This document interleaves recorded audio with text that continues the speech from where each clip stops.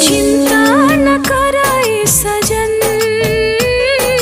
चिंता न कराए सजन, कट जाई ही कठिन समैया हो, कट जाई ही कठिन समैया हो।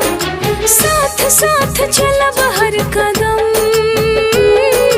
साथ साथ चलब हर कदम, बन के रहब तोहार परछैया हो, बन के रहब तोहार परछैया हो। चिंता न कराए सजन।